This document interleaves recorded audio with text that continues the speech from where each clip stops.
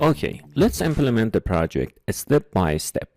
In this video, we're going to design the UI of the application, UI or user interface. Let's start by creating a new Android project.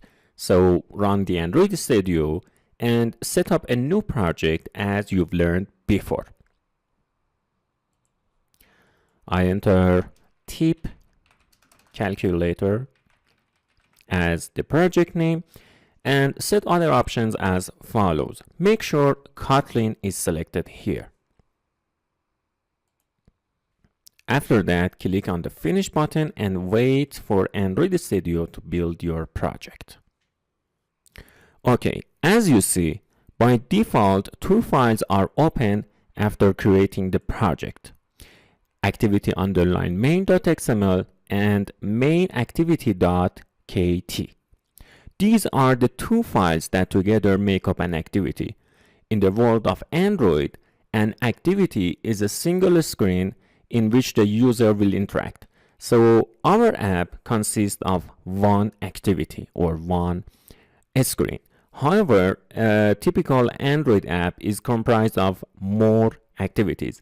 Anyway, activity_main.xml is a file that defines the user interface of the activity, and main_activity.kt file defines the behavior and functionality of the activity. We can write Kotlin codes related to this activity here. So these two files together make up an activity. If these files are not open, you can open them from the Project tab and in Android mode. The .xml file is located under the res and layout folder. And the .kt file is located under the Java and your domain name folder. For now, we only need the activity_main.xml file because we're going to design the UI. To start designing, there is a text view with the text "Hello World" that you should select it and press the delete key on your keyboard. Also change the perspective from design and blueprint to design. We don't need blueprint perspective for now. Okay, now we're ready to start designing from scratch. Okay, drag a text view in the middle top of the screen from the palette tab. Note that you can use guidelines to help you place your views.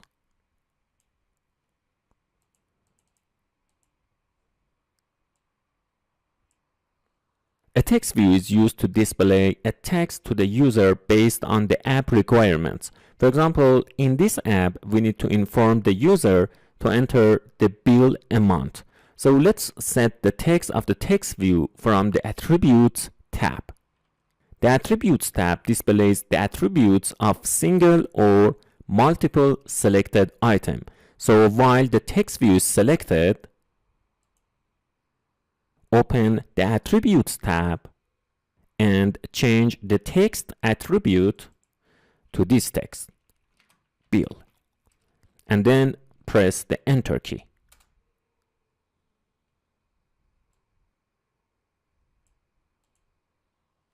You can also change the attributes of the text view from here, from the Text tab.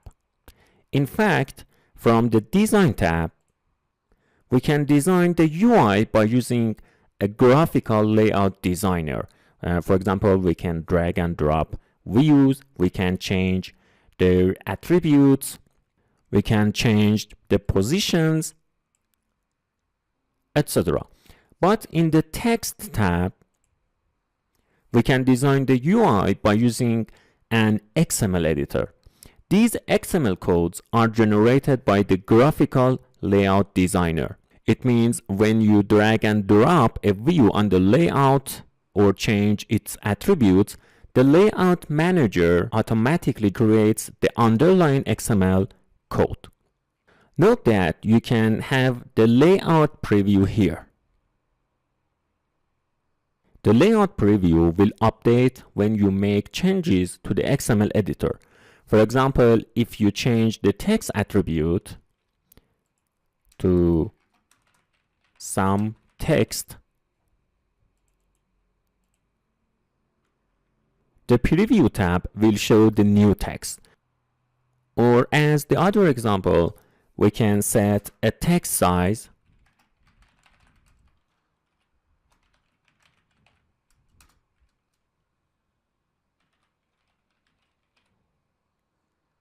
for the text view like this.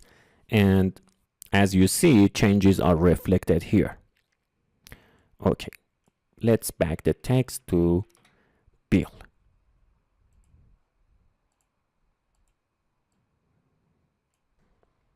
Note that we can also set the text size from the design tab. So as a conclusion, Android uses XML to define the UI. XML stands for Extensible Markup Language. The building block of an XML file is an element. An element has a beginning and an ending tag. Inside the tags, there are attributes. So a combination of a beginning and an ending tag and attributes defines a view. All views in an XML are contained in an outermost view known as Layout Manager. For example, here, as you see, we have a text view that is inside a constraint layout tag. The constraint layout is a kind of layout manager. It's the constraint layout that defines how the views should be organized in the user interface. Constraint layout is responsible for managing the positioning behavior of the views. Okay, so now you know that we can use graphical layout designer or use the XML editor to define the UI. Let's continue designing.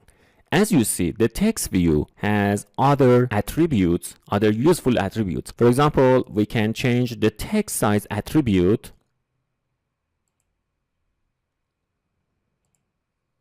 to 18 SP and press the enter key. The other useful attribute is text style.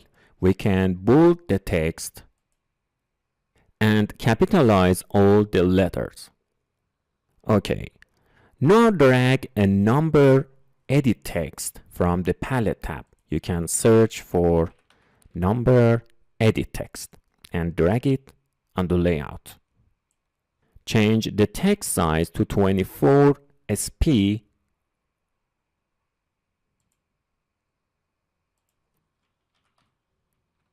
and press the enter key. Bold it and center it in the middle of the screen. We can also resize it if it needed.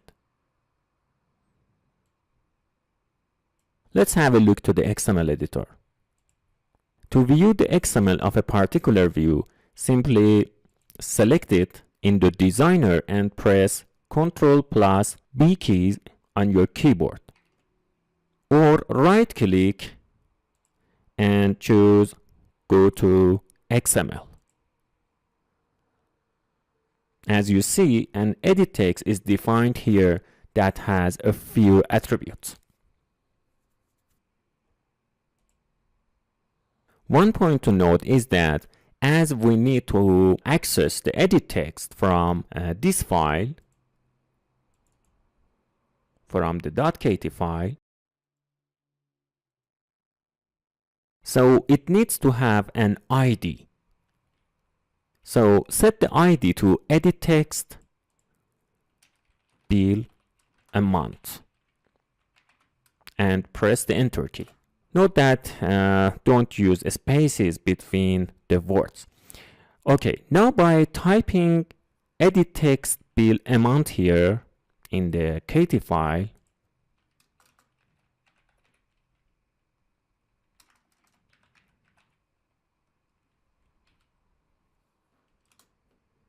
we can access to this view.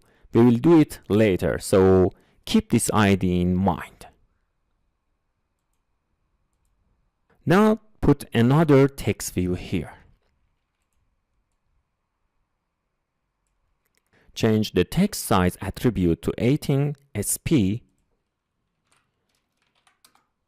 and change the text style to bold.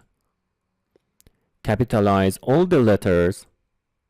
Change its text attribute to tip %,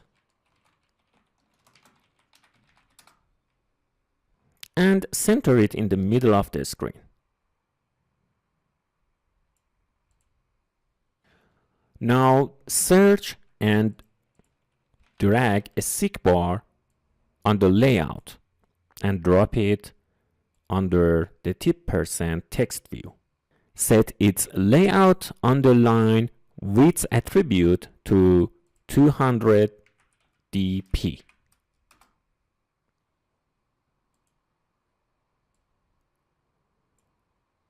The layout underline width attribute sets the width of a view.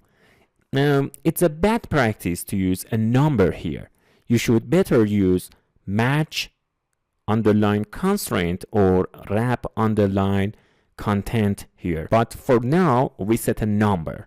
I'll teach you about the other options at the right moment. Okay, now we have a seek bar here. A seek bar has a draggable thumb that the user can touch the thumb and drag left or right to set a value. So a seek bar has a special attribute called max. This attribute is used to set the maximum value of the seek bar. The value range of a seek bar is from 0 to a developer set maximum attribute or maximum value. Let's set it to 50. We can also set the default value by using the progress attribute. So set it to, for example, 10. Now by setting the max and progress attribute, the max value of the seek bar is 50 and its current value is 10. Okay, as we need to access the seek bar from the main activity.kt file, the seek bar also needs to have an ID. So let's change its ID to seek bar tip % and press the enter key. Keep this ID in mind too. We'll use it further. Note that we need another text view here that displays the tip % specified by the seek bar. So we can drag a new text view from the palette tab,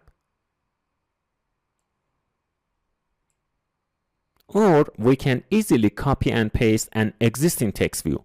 Let's copy and paste. So press the Ctrl and Z and copy and paste an existing text view. Drag the text view on the right side of the seek bar and change its text attribute to 10%.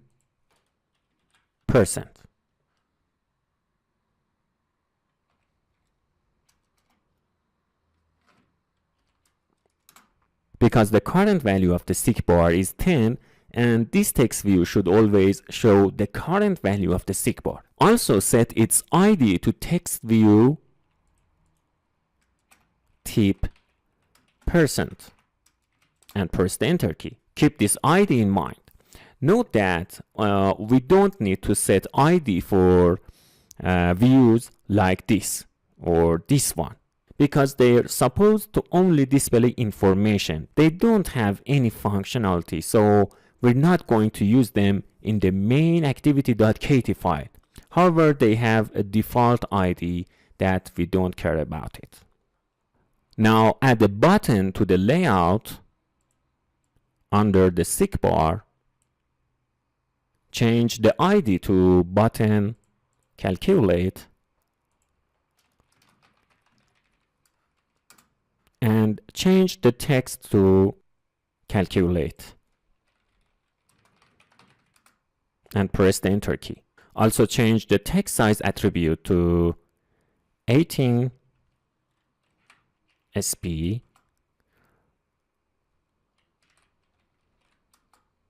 and set the text style to all caps. Okay.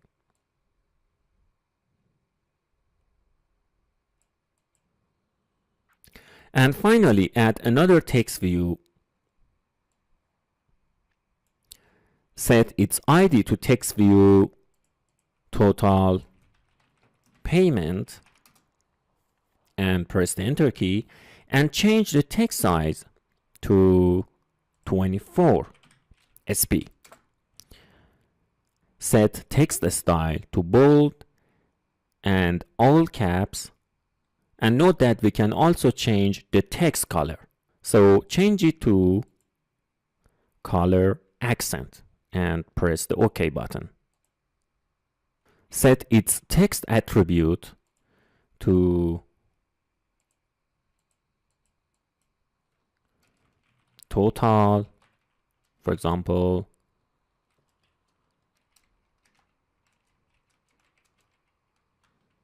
$115 and tip $15.